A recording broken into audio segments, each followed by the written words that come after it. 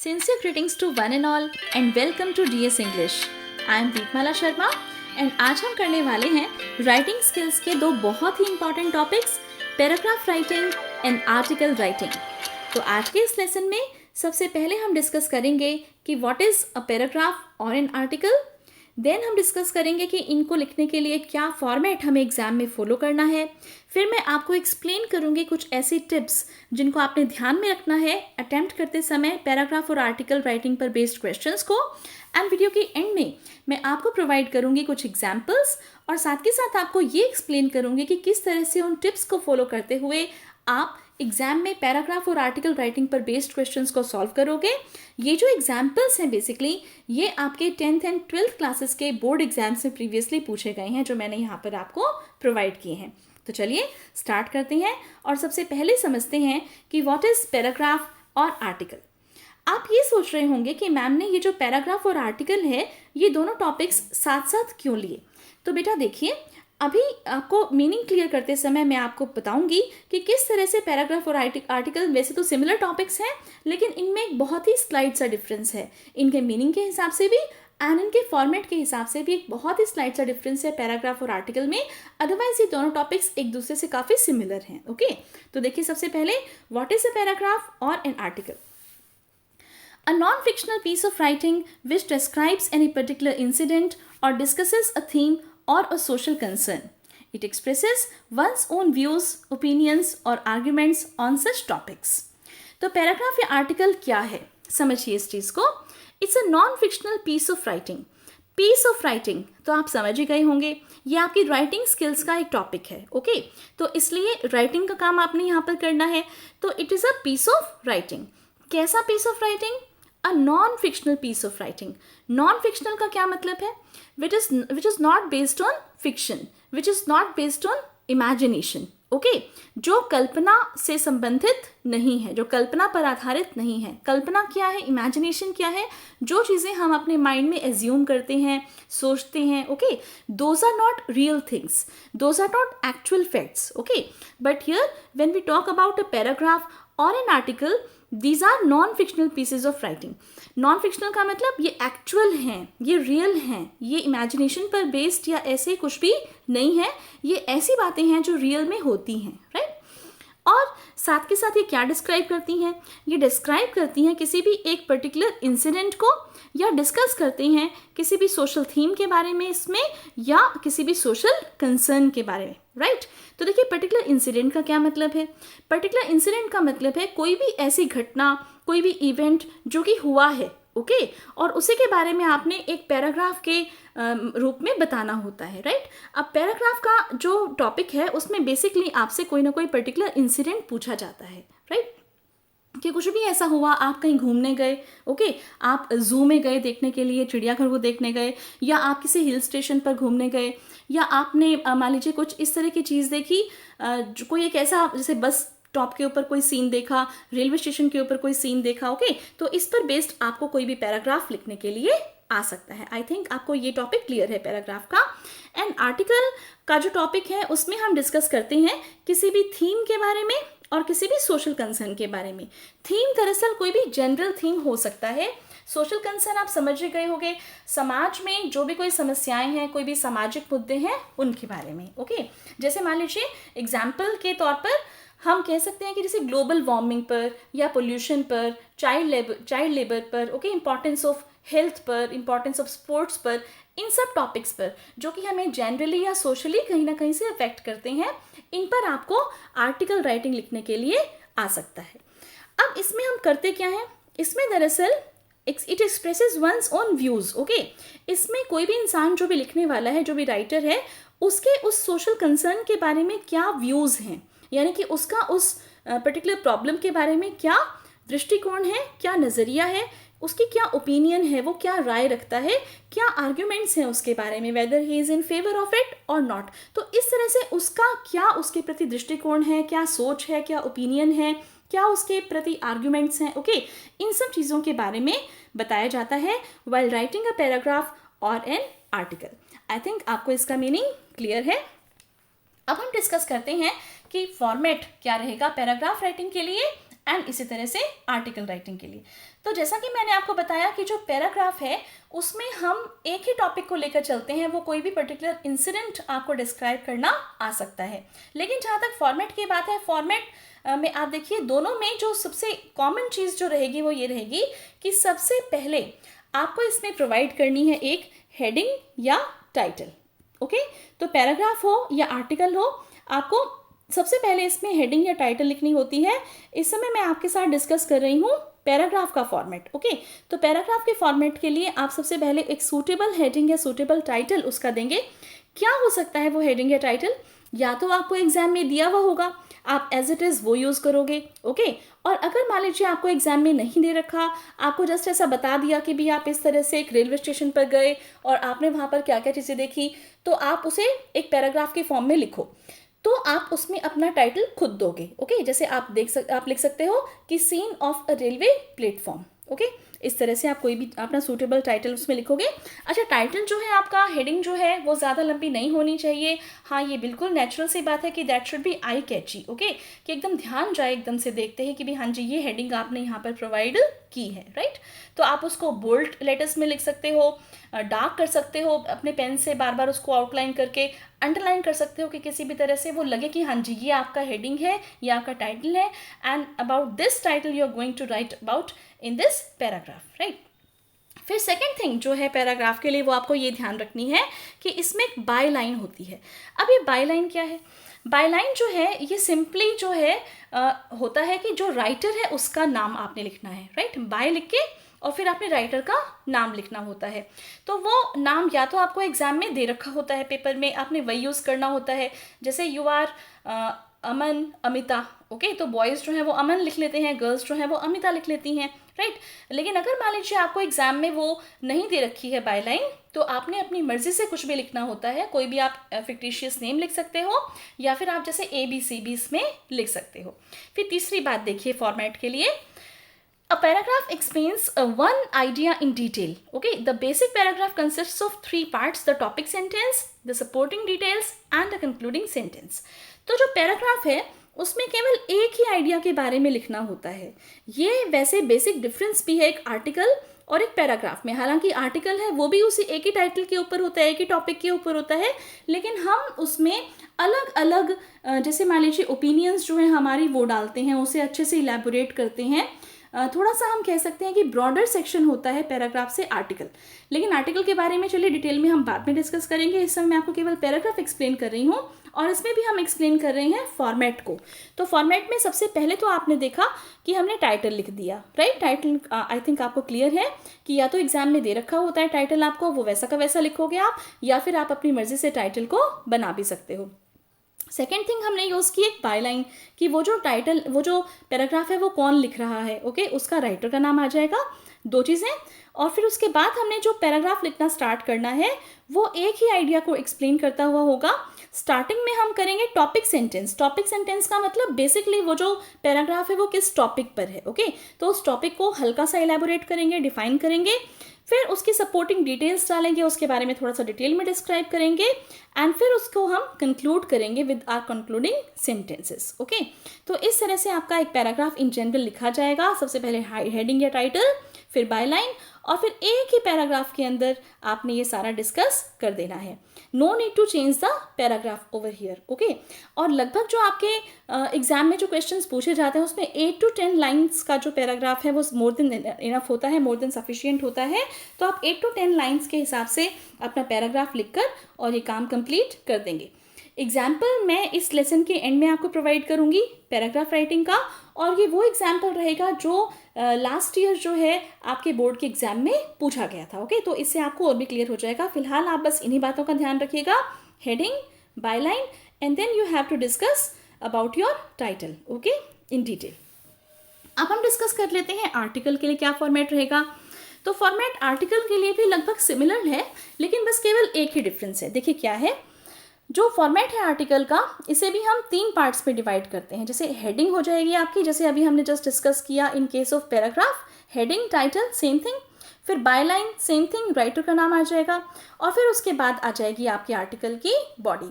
तो आर्टिकल की जो बॉडी है इसी के हिसाब से बस डिफरेंस रहता है इन दोनों के फॉर्मेट में, पैराग्राफ के फॉर्मेट में और आर्टिकल के फॉर्मेट में। ओके, देखिए क्या डिफरेंस रहता है। पहले तो हेडिंग देख लीजिए। हेडिंग तो वही चीज़ें हैं, सिमिलर चीज़ें हैं।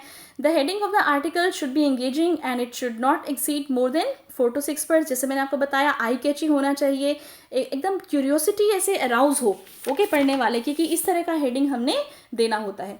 अच्छा, आर्टिकल के केस में आप जैसे इस तरह से स्टार्ट कर सकते हो अपनी जैसे हेडिंग को, कि जो एकदम मान लीजिए बहुत ही ध्यान आपका अट्रैक्ट करे, पढ़ते ही एकदम ये लगे कि भी जैसे रीडर की क्यूरियोसिटी एकदम अराउज हो कि हाँ जी पता नहीं किस बारे में, जैसे क्या कुछ इसके अंदर मिलने वाला है, right.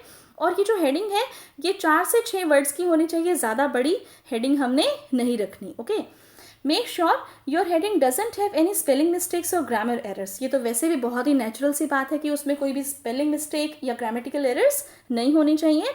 And don't use unnecessary punctuation marks in the heading. Simple रखिए आप हेडिंग को। ओके, तो इस तरह से हेडिंग और टाइटल ये हो जाएगा आपका। और मोस्ट ऑफ द टाइम जो है ये एग्जाम में आपको दी हुई मिलती है हेडिंग, तो इसलिए आपको इसके बारे में ज़्यादा सोचने की ज़रूरत नहीं है।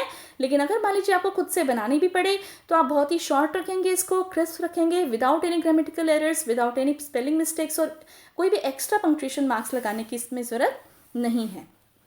अब आप देखिए सेकेंड थिंग मैंने आपको बताई थी बाय लाइन। ओके, तो जो नेम ऑफ द राइटर है वही बाय लाइन बोली जाती है।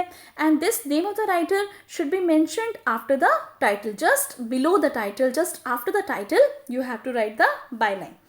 Byline is nothing but the name of the person who is writing the article. The name of the person will be generally given in the question paper itself. If the name of the person is not given in the article, then write details on your own. Okay?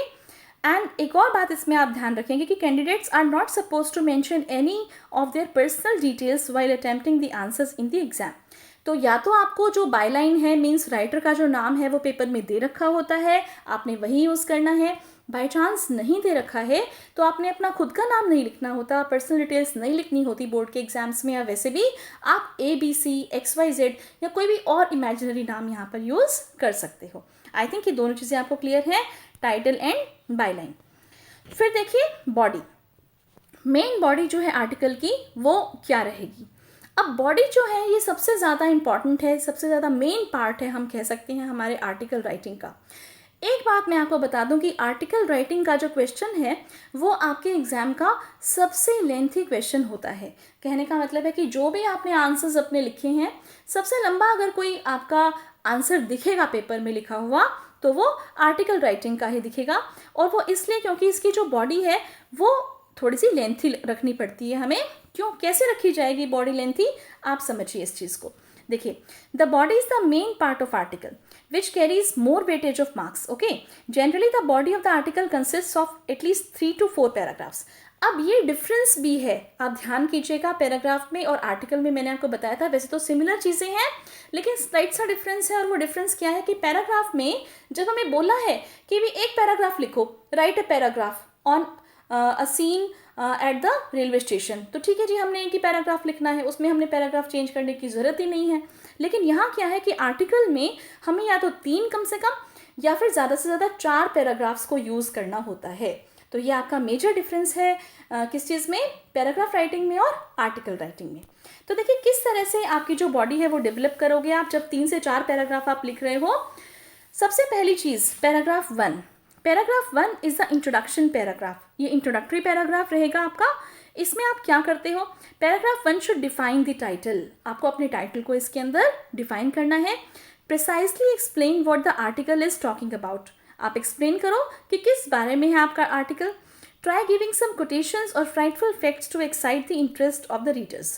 किस तरह से आप शुरुआत कर सकते हो. Body आपने start कर दी है अपने आर्टिकल की लिखनी, तो your article may open dramatically. Okay, it can open with a question, with a quotation or some important anecdote or we can say some data to catch the reader's attention. तो जैसे मैंने आपको बताया था कि टाइटल बड़ा आई कैची होना चाहिए, ठीक इसी तरह से आपकी जो इंट्रोडक्शन है अगर वो भी धमाकेदार होगी तो ऑब्वियसली जो रीडर्स हैं उनका इंटरेस्ट डेवलप होगा आपके आर्टिकल को पढ़ने के लिए. तो इसके लिए आप किसी भी एक जनरल से क्वेश्चन से अपनी बात शुरू कर सकते हो. जैसे pollution pollution pollution, is there any solution. तो इस तरह से देखिए ये एक छोटी सी पोएम सी भी बन गई और एक क्वेश्चन भी अराइज हो गया, pollution pollution pollution, is there any solution? Okay, इसी तरह से आप कोई भी कोट ले सकते हो, किसी भी फेमस पर्सनालिटी ने उस टॉपिक के बारे में, जैसे मैंने आपको बताया कि जनरल थीम या सोशल कंसर्न्स पर बेस्ड आर्टिकल्स पूछे जाते हैं, तो उसमें कोई भी कोटेशन आप यूज़ कर सकते हो किसी भी फेमस राइटर की, राइट। साथ ही कोई एनेक्डोट या कोई भी डेटा जो भी बड़ा ही अलार्मिंग हो कि जिससे एकदम से ध्यान जाए। तो इस तरह से आपका जो पैराग्राफ 1 है that will define your title. आप इस तरह से आप उसको बहुत ही अच्छे से रीडर्स की अटेंशन को ग्रैब करने के लिए उस फॉर्मेट में, उस वे में आप इसको स्टार्ट करोगे। सेकंड जो पैराग्राफ रहेगा आपका, it must come with a complete analysis of the subject matter in question including causes and effects of the problem. तो इसमें आपको सभी जो मेजर स्टेटमेंट्स हैं वो सब इंक्लूड करनी है सेकंड पैराग्राफ में। सभी मेजर बातें उसके बारे में, प्रॉब्लम को हमने इलेबोरेट करना है दरअसल। तो उसके सपोर्ट में आप कुछ आइडियाज़ भी प्रेजेंट कर सकते हो, कुछ आर्ग्यूमेंट्स भी अपने प्रेजेंट कर सकते हो, कुछ एग्जाम्पल्स भी डाल सकते हो, एविडेंसेस भी डाल सकते हो अगर रिक्वायर्ड हैं तो इस तरह से आप सेकंड पैराग्राफ में कॉज क्या है, उसके प्रॉब्लम के इफेक्ट्स क्या पड़ रहे हैं उसके सोसाइटी पर, तो इन सब चीज़ों के बारे में आप डिटेल में अब इस प्रॉब्लम को इलेबोरेट करोगे इन योर सेकंड पैराग्राफ। फिर या तो आप 3 ही पैराग्राफ लिखोगे आर्टिकल के, और अगर आवश्यकता है तो आप 4th पैराग्राफ भी लिख सकते हो। तो देखो आप किस तरह से पैराग्राफ 3 एंड 4 को डेवलप करोगे। Paragraph 3 should contain some suggestions. अब आपने प्रॉब्लम को सबसे पहले डिफाइन कर दिया, फर्स्ट पैराग्राफ में इंट्रोड्यूस कर दिया। सेकंड पैराग्राफ में आपने उस प्रॉब्लम को इलेबोरेट कर दिया, बता दिया कि क्या उसके कॉजेज़ हैं, क्या इफेक्ट्स हैं, कुछ एग्जांपल्स डाल दिए अपनी ओर से, कुछ आर्ग्यूमेंट्स डाल दिए, कुछ सपोर्टिंग डिटेल्स डाल दी, राइट। फिर थर्ड पैराग्राफ में ऑब्वियसली आप प्रोवाइड करोगे कुछ suggestions. And paragraph 4 is commonly known as a conclusion paragraph. तो आपने सजेशंस पहले प्रोवाइड करनी है।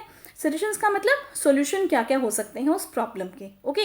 इसमें आप कोई होप रखोगे फ्यूचर के लिए कि भी हाँ जी ये सब चीज़ें हम अगर फॉलो करेंगे तो आगे फ्यूचर में ये सब अच्छा होगा।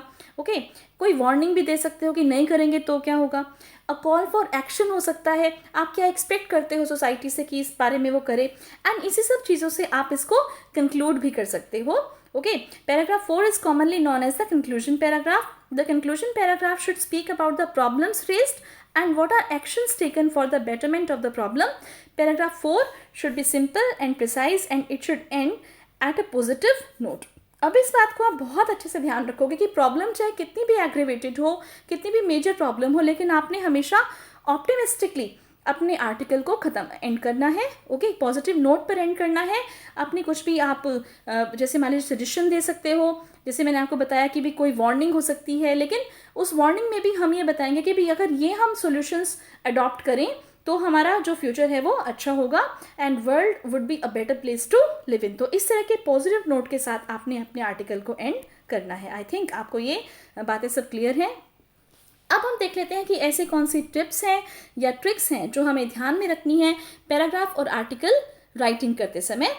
तो देखिए, always keep a few general quotes handy. क्यों लिखा मैंने ये फ्यू जनरल कोट्स हैंडी? क्यों कह रही हूँ मैं आपसे कि कुछ ऐसे कोट्स होने चाहिए जो आपको हमेशा याद होने चाहिए। जी हाँ, जैसा कि मैंने आपको बताया कि आर्टिकल की जो स्टार्टिंग है, बिगनिंग है, इंट्रोडक्शन है, उसमें आपने प्रॉब्लम को डिफाइन करना है, right.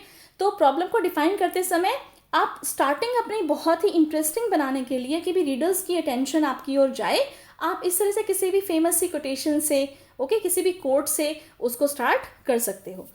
Avoid repetition of ideas. बार बार आप चीज़ें रिपीट ना करें। प्रॉब्लम को डिफाइन कर दिया जी, बहुत अच्छी बात है, कॉजेज़ बता दिए, इफेक्ट्स बता दिए, सॉल्यूशंस बता दिए, एंड देन कंक्लूड कीजिए। It is very important that you do not deviate from the topic. आपको टॉपिक पर ही बेस्ड रहना है। अब देखिए, पैराग्राफ में क्या होता है, पैराग्राफ में तो आप एक ही टॉपिक के बारे में लिखते जा रहे हो, कोई भी इंसिडेंट आपने पकड़ लिया और आपको पता है कि आपने उसी को डिस्क्राइब करना है। लेकिन आर्टिकल राइटिंग में कई बार क्या होता है कि हमारा ध्यान भटक जाता है। हो सकता है हमने ग्लोबल वार्मिंग से अपना जैसे टाइटल शुरू किया, आर्टिकल शुरू किया लिखना, और हम लेके जैसे पॉपुलेशन पर डिटेल में चले गए या किसी और टॉपिक पर डिटेल में चले गए, तो हमने इस तरह से अपने आर्टिकल को डेविएट नहीं करना टॉपिक से। Make small sentences. क्यों कह रही हूँ मैं आपसे मेक स्मॉल सेंटेंसेस? क्योंकि अगर आप ज़्यादा बड़े सेंटेंसेस बनाओगे तो आपसे ग्रामेटिकल मिस्टेक्स, एरर्स हो सकती हैं, राइट। और ज़्यादा लंबे सेंटेंसेस पढ़ने वाले को भी थोड़े से अटपटे लगते हैं। तो छोटे छोटे small, short and crisp sentences आपने बनाने हैं ताकि आप ज़्यादा मिस्टेक्स ना करो। एंड इसीलिए make sure you double check for grammatical accuracy and spellings. Grammatical accuracy का और स्पेलिंग्स का आपने बहुत विशेष ध्यान रखना है। एंड बहुत अच्छा लगेगा प्रेजेंटेशन के पॉइंट ऑफ व्यू से if you underline all the important points. तो ये सब टिप्स एंड ट्रिक्स थी, और एक बार फिर से मैं आपको रिवाइज करा देती हूँ कि जो बातें हमने अब तक अपने पैराग्राफ और आर्टिकल राइटिंग पर बेस्ड इस लेसन में पढ़ी हैं। सबसे पहली चीज़ माइंड में आपने रखनी है कि आपने उसे बहुत ही बढ़िया सा सूटेबल टाइटल या हेडिंग प्रोवाइड करनी है। Most of the time let me tell you, बार बार मैं आपको बता रही हूँ कि ये पेपर में दिया हुआ होता है, तो इसलिए बिल्कुल आप वहीं से एज इट इज़ टाइटल अपना उठा के लिख सकते हो। फिर सेकेंड थिंग क्या करनी है, बाय लाइन लिखनी है आपने जिसमें राइटर का नाम होगा। तीसरी चीज़ क्या रहेगी, body, okay, main part of the article जिसमें 2 या 3 पैराग्राफ्स होंगे। अगर आपका पैराग्राफ है तो उसमें एक सिंगल पैराग्राफ रन करेगा। फिर आपने कंक्लूड करना है, ये एंडिंग पैराग्राफ होगा आपके आर्टिकल का जिसमें आपको अपनी ओपिनियन देनी है, कोई रिकमेंडेशन दे सकते हो, एंटिसिपेशन या कोई भी अपील आप कर सकते हो। तो चलिए इन सब टिप्स ट्रिक्स और टेक्निक्स के साथ अब बारी है कुछ एग्जाम्पल्स को सॉल्व करने की, और ये मैंने आपके लिए प्रोवाइड किया है 10th क्लास का प्रीवियस ईयर में जो बोर्ड में क्वेश्चन पूछा गया था, ये क्वेश्चन मैंने प्रोवाइड किया है आपको। आप देखिए ये आपका क्वेश्चन रहेगा। इसमें आपने एक पैराग्राफ लिखना था, ओके, 10th क्लास के लिए, अ विजिट टू जू, ओके। अ विजिट टू जू पर ये पैराग्राफ लिखना है। सबसे पहले आपने ये टाइटल लिख दिया, अ विजिट टू जू। विजिबल है आपको ये टाइटल, क्योंकि ये जो टाइटल है ये एग्जाम में दिया हुआ था, तो हमने इस टाइटल को एज इट इज़ ले लिया है। मार्च 2020 का आपका क्वेश्चन पेपर था ये, उसमें से मैंने ये क्वेश्चन लिया है, और साथ के साथ फिर बाय लाइन आ गई ABC, एंड ये मैंने आपको सोल्यूशन प्रोवाइड किया। आप देख सकते हो कि एक ही पैराग्राफ के अंदर मैंने आपको कंप्लीट जो अ विजिट टू जू है इसे एक्सप्लेन कर दिया है। Let me read it for you. A zoo is a place where animals and birds are kept in enclosures and taken care of so that people can visit them. It was only last week that we visited the zoological park in Gangtok and as part of a school field trip. The atmosphere and experience were so memorable and breathtaking that we can't wait to visit again. The most amazing part was that we got to see so many endangered species like the red panda and the Himalayan black bear. We got to see them so close, and it is a shame how these animals are endangered. If one such experiences can we understand the harm humans do to these animals, but a zoo is also an example how we can protect the few remaining. तो इस तरह से आपने एक ही theme के ऊपर पूरे के पूरे पैराग्राफ में अ विजिट टू जू एक्सप्लेन करनी है। आप चाहे तो इसका स्क्रीनशॉट ले सकते हो या फिर आप वीडियो को पॉज करके इसे नोट डाउन भी कर सकते हो। आप देख सकते हो कि जो मैंने आपको बातें बताई थी पैराग्राफ राइटिंग करते समय, कि हमने सबसे पहले टाइटल लेना है, फिर बाय लाइन लेनी है, और फिर एक ही पैराग्राफ के अंदर हमने सबसे पहले तो अपना टॉपिक सेंटेंस, फिर उसके बाद उसकी सपोर्टिंग डिटेल्स, और फिर लास्ट में अपना कंक्लूडिंग सेंटेंस लिख के इस पैराग्राफ को ख़त्म कर देना है। अब जो नेक्स्ट मैंने आपके लिए एग्जाम्पल लिया है वो है 12th क्लास के लिए, और 12th क्लास में जैसे 4 सेट थे आपके, उन चारों सेट्स के जो भी टॉपिक्स थे वो मैंने आपको यहाँ पर प्रोवाइड किए हैं। देखिए जो सेट ए था उसमें इंपॉर्टेंस ऑफ योगा पर क्वेश्चन पूछा हुआ था, इसी पर बेस्ड। फिर need to ban polybags, importance of yoga repeat किया हुआ था, और फिर इंपॉर्टेंस ऑफ न्यूज़पेपर। तो यहाँ हम फर्स्ट ले लेते हैं इंपॉर्टेंस ऑफ योगा। ये जो आर्टिकल है ये मैंने आपको यहाँ पे प्रोवाइड किया है। तो आप देख सकते हो कि सबसे पहले मैंने टाइटल ले लिया, टाइटल एग्जाम में एज इट इज़ दिया हुआ था, सेम ले लिया हमने। फिर बाय लाइन आ जाएगी, बाय ABC, क्योंकि राइटर का नाम उसमें गिवन नहीं था। तो ये हमारी इंट्रोडक्शन आप देखिए अपने आर्टिकल की। सबसे पहले हमने योगा के बारे में यहाँ पर बताना है। Yoga helps in controlling the body, mind and soul. It creates a balance of physical and mental discipline to calm the body and mind. It helps in managing stress and anxiety and helps you stay comfortable. Yoga posture power is known for the development of flexibility and self-confidence in the body. ये आपकी introduction रहेगी, first जो part है आपकी body का। फिर उसके बाद आप इसको डिटेल में थोड़ा सा और डिस्क्राइब करोगे, जैसे मैंने आपको बताया था कॉजेज इफेक्ट्स, ओके, तो बेनिफिट्स हो सकते हैं, ये सब चीज़ें यहाँ पर हम मेंशन करेंगे योगा की। The benefits of yoga are yoga focuses on your natural tendency towards health and self-medication. Yoga sessions may include exercise, meditation, and yoga posture which strengthens various muscles. It is a good option to avoid medicines which is harmful to our mental and physical health. One of the main benefits of practicing yoga is that it helps in reducing stress. और फिर इसके बाद हम इसे conclude कर देंगे। Yoga is a very useful exercise which is very easy to do and it helps to get rid of some serious health problems which are common in today's lifestyle. तो ये जो आर्टिकल है ये मैंने आपको provide किया on importance of yoga, it was for 12th class students. तो I think आपको समझ में आया होगा कि how can we write a paragraph और एन आर्टिकल। तो इसके लिए आप देखिए, पैराग्राफ और आर्टिकल राइटिंग के लिए ऑफ कोर्स हमें क्रिएटिविटी की ज़रूरत पड़ती है, हमारे पास गुड वोकेबलरी होनी चाहिए, हमारे पास बहुत अच्छी सी नॉलेज होनी चाहिए सब्जेक्ट की, सब्जेक्ट मैटर की, और हमारे पास स्किल होनी चाहिए उन सभी आइडियाज़ को ऑर्गेनाइज करने के लिए। इसके लिए मेरे स्टूडेंट्स जो हैं उनके लिए मेरे पास एक टिप है कि बेटा you have to cultivate reading habit. Okay, आप जितना ज़्यादा न्यूज़पेपर्स में, मैगजीन्स में, दूसरी बुक्स में पढ़ोगे, ओके, ऑब्जर्व करोगे अपने चारों ओर की चीज़ों को, बड़ी कीन ऑब्जर्वेशन होनी चाहिए आपके पास। ओके, फिर आपके पास क्रिएटिविटी होनी चाहिए कि आप उन चीज़ों के बारे में उनको देखकर, ऑब्जर्व करके क्या ओपिनियन रखते हो अपनी। ओके, फिर आपके पास अगर अच्छी सी वोकेबलरी है, वर्ड्स वगैरह हैं, ओके, अच्छी नॉलेज हो गई आपको सब्जेक्ट मैटर की, फिर आप अपने आइडियाज़ को ऑर्गेनाइज्ड वे में किस तरह से लिखते हो, यही सब चीज़ें पूछी जाती हैं पैराग्राफ और आर्टिकल राइटिंग पर बेस्ड क्वेश्चंस में। तो इन्हीं टिप्स, ट्रिक्स और टेक्निक्स के साथ हमारा आज का ये टॉपिक ख़त्म होता है। Paragraph writing and article writing आपको समझ में आया होगा, I hope. Thank you so much for watching this video, and please don't forget to like this video and also subscribe to my channel if you have not yet subscribed to it. Thanks a lot for watching. Thank you so much.